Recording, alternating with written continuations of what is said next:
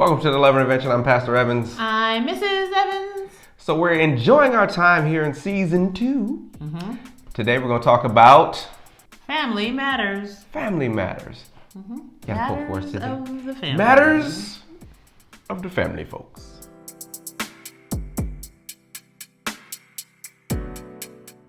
Right. So my quote for today is in regard to one's family, specifically parents. The way they expressed their love for each other or didn't throughout your childhood served as your first model for what marriage looks like. And good or bad, their marriage left an indelible impression, leading you to decide what behaviors and gestures you wanted to replicate in your own relationship marriage. Yeah. Yep. That is very, very true. We talked about that in season 1. I'm going to put a link right here so you can go to that episode. So husband, what's coming up for us this summer? This summer, we're excited about doing something a little new, a little different. One of the things that my wife and I do to continue to encourage each other to grow in the Lord is do some devotionals together. It's a time and a chance for us to engage in the Word in a way that's specifically about us and specifically about growing our relationship with God and with each other.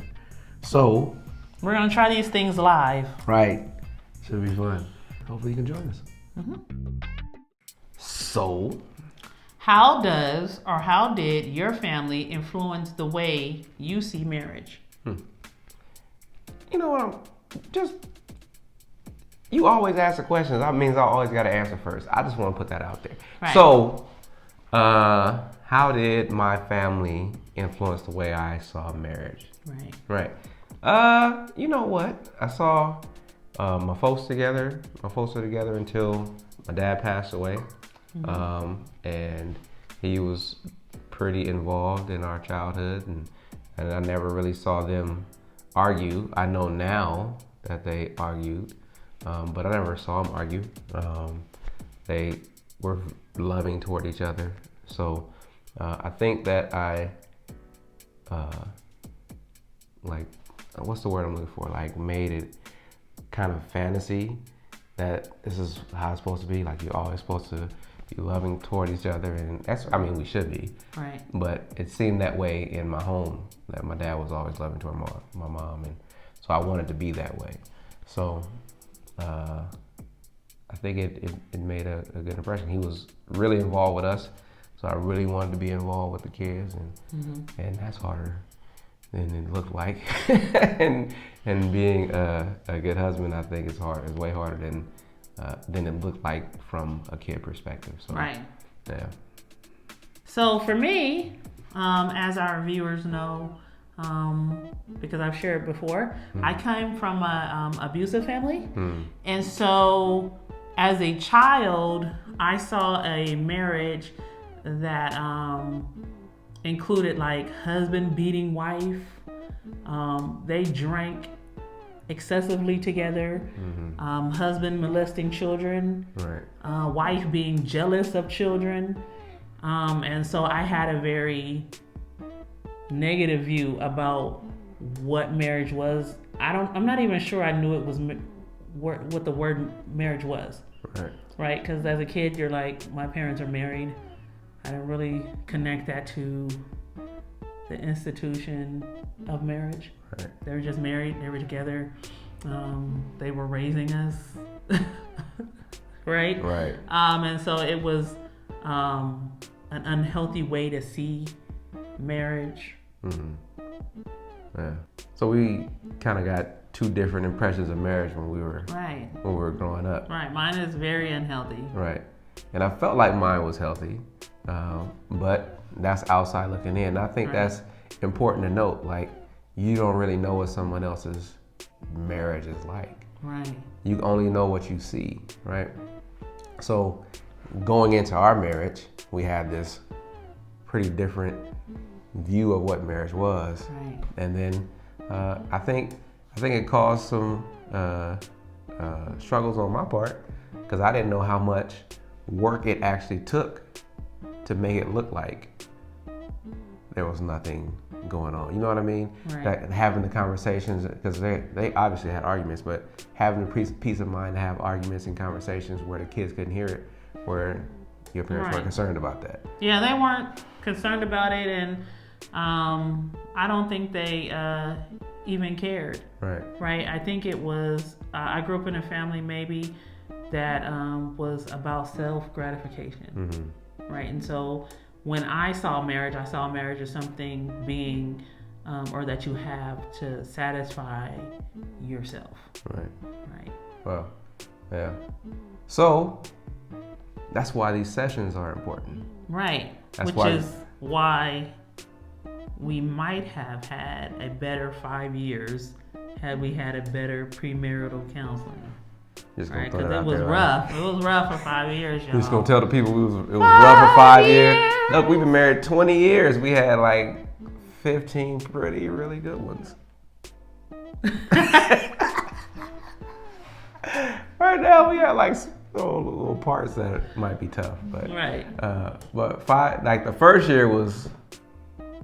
It was rugged, y'all, like the cross. And it was a lot, and I think like talking about it now and thinking about it now, I think some of that was like I didn't know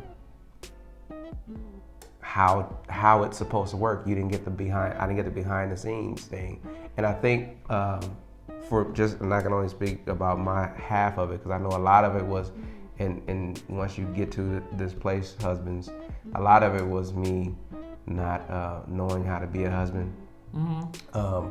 And I didn't get a chance to, because my dad died when I was 20, and it was going to be 5 years before I met you. So I didn't get a chance to ask him all those behind the scene questions. Like, it seemed like you and mom were never arguing. Well, how did you make that work? And then he could have told me like, oh yeah, I was messing up all the time. Right. So I think that first year could have been better. One, if we had better premarital counseling. Yeah, because we could have at least learned strategies or had better skills for communicating. Right. And we could have had this type of conversation that we're going to have today. Like, what did your family show you about marriage? Because like now we're having this conversation like, oh yeah, Maybe if we had it, we wouldn't have got married. You was like, I'm out, player. You are jacked. Nah, we don't know. I knew you was crazy when I asked. All right, so so today's session is family matters. And why this session is important, we kind of talked about in the last episode, the fact that God calls us to leave and cleave. Right. So no matter what your family of origin was, that informs you and it kind of shaped the way that you think about marriage. But at the time when you're getting married, you're supposed to leave your family of origin behind. Not behind, I keep saying it that way, like you're supposed to run away from them.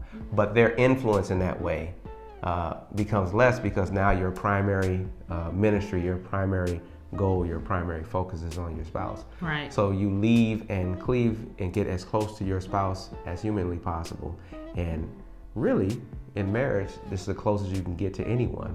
And this is what God calls you to do, right? So it's important to understand where you're coming from, right, so that you can join yourself with your spouse. Now, understanding that we know that some of our viewers, unlike ourselves, because we don't have experience in this area, may get married or may be working towards marriage and they have children. Right. Or the person that they're marrying has children. Right. Right. But God still calls for you to leave and cleave, right, so that there is no space for anyone, even the children, right, to come against or between you. Right. And I know a lot of people have a hard time with that because they're like, well, my children are first. But really, it goes God, then your spouse, then your children. Yeah. And it's not that you don't love your children right, or you love them less. It's that the relationship that you have with your spouse, you need to lift that up. That's your first priority. Right. What's the second priority? First one is with your first priority on earth. Right. It's to your spouse. And not to your children, not to your mom, not to your dad, not right, to your baby mama, your baby daddy. Right. It's not that they're not important people. Right. They're extremely important. Right. Yeah. But it's that the relationship with your spouse needs to be held up. Right. So that people understand their place. Exactly. Exactly. And I think if you can establish that at this time, when you're talking about getting ready to get married, then no matter your situation, even if it's a blended family, or if you don't have any children, or if you're young coming into it, or if you have, like my wife has a huge family, a really big family, and I have a pretty big family too. I just don't talk to them. Whole nother episode. It's not bad. I just not good at communicating in that way. So this becomes your primary goal. Right. No matter what you got going on. I'm glad you mentioned that, because we have a lot of folks with blended families. Right. Yeah. So in this next session, what should we expect? Right. So you're going to expect to discuss your relationship with your spouse, with your respective families, how you relate to your potential spouse's family, how they think about you, and how your potential spouse relates to your family. Yeah, and then maybe if you can talk about with your potential family, right, your expectations and maybe theirs. Mm-hmm. You know, knowing that, you know, this is your son. I appreciate that. You raised a great person. Mm-hmm. However, he's going to be my husband. And there are things that I'm going to require of him, so he can't maybe all the time run and fix your light. Right. All the time come and run and fix your washing machine, because I have a washing machine of my own. Right. Right. And that's tough. Right. Like, I know I struggled with that at the beginning, like just like making sure that I was putting you first. Right. Right. Because it was just my mom, and for years I had been kind of taking care of my mom, and she was expecting me to do certain things. I was like, oh, I gotta do this for my mom. And you're like, y'all don't want to hear what I said. yeah, don't tell me what you said. But I got it together. Yes. Right. So your relationship with your prospective, is that the right word? Your prospective in-laws. Right. Right. Mother, father, sister, brother, cousin, all them. All them make a difference. Right. Right. What else did you expect? Your relationship with the opposite sex parent. Right. So you talk to your wife about her relationship with your potential wife about her relationship with her father, how that worked. Potential husband about his relationship with his mother, how that worked, and that can inform kind of how you view things. We talked about that in season 1 too. Right. Right. Also, whether or not, just kind of in general, and this could be like a more open conversation, just in general, whether or not the relationship you have with your families is healthy or unhealthy. Right. Yeah. Because sometimes it takes a third party looking at your relationship to say, that don't look too healthy. Right. And I'm about to get in this relationship with you, this marriage, and Yeah. I think it's important that you said the third party though, because at this point you're trying to make sure that you understand each other, and maybe at that time your spouse or your fiance or whatever doesn't feel comfortable saying like, you know what, you talk to your mama 20 times a day. 20 times, and I need some attention. Right. But an objective third party can tell you like, hey, that might be an issue. Right. Right. And so having that counselor there that you trust, remember, we gotta learn if you can trust them or not, and that you believe that they have your best interest at heart, and they can look at your relationships objectively and help you see this might be an area of concern. Right. This relationship might be an area of concern. Right. And not that you shouldn't have a relationship. Right. It's that those relationships and those influences on your life, they lessen. Right. They have to. Right. They have to. Right. So other people's opinions have to be just that, opinion, not doctrine. And whether or not it comes into your marriage is you and your spouse's thing to decide. So healthy and unhealthy. Or unhealthy. Finally, some things to consider for this episode and for this session would be just a couple things. One, gender roles. Right. Right. And as time goes on and as things get different in our society, gender roles kind of move and shake, right?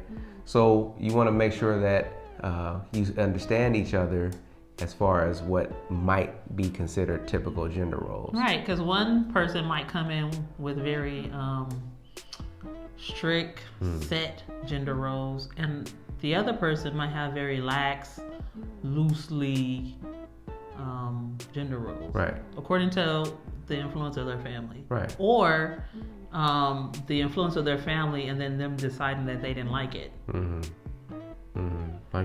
Like come home and say, listen, I need my dinner on the table at 5, wife. Because that's what a wife does. Right, so he would get the dinner on his face and the plate on the table.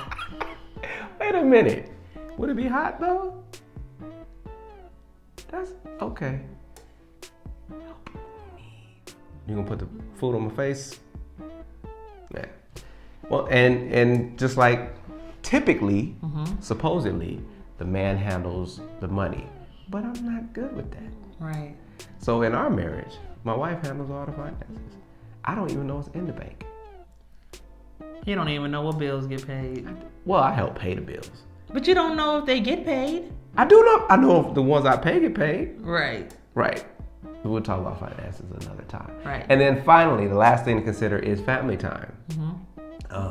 How much is enough, or how much might be too much or not enough? The time that you spend with your family is going to be critically important, because this is your until you expand it, if you choose to expand it. Once you get married, you are a family of 2. Right, but it should also include outside family too. So it should just be a general the family time and then the family time. Right. Yeah, how much time you spend with other family too. Right. You see where my head went. I was just like, it's us. But the leaving and cleaving is going to cause some issues for your family of origin too. Usually, maybe not, depending on how close you are. So you might want to carve out like when are we going to go see our other family too. Right, which is this is also another time to talk about holidays and expectations, because that's part of family time. Right. Yeah, because you have to create your own traditions now. Right. And this will be, I think that's perfect. This would be a good way to determine, like, where are we going for Thanksgiving and what's happening for Christmas. And are we going to do all that? And understand that while you're looking for a premarital counselor and you're entering into these sessions, definitely have questions already prepared. So if the counselor is not addressing those and you find them to be important or questions that you're interested in, that you bring them to those sessions. Right. So that not only is the counselor covering the information they believe is important, but they also cover information that you believe is important. Right. Because they may not talk about holiday time, and you can't talk about everything. Right. But you want to talk about enough things that you're, again, preparing yourself for marriage. Right. And you definitely want to talk about the things that you want to talk about. Right. Because it's your marriage, and it's your preparation. So you definitely that's an extremely great suggestion. Bring the things that you want to talk about and make sure they get done as they relate to the subject. Right. Yeah. Yeah. And if they don't, then hopefully they'll be able to direct you. Right. Right. So talked about Family Matters today. Right. Not the TV show, but the Family Matters and how family matters. Right. In preparing for your marriage. You want to say anything else, wife? No, I think I'm good. Yeah, one more thing to say though. See you next time.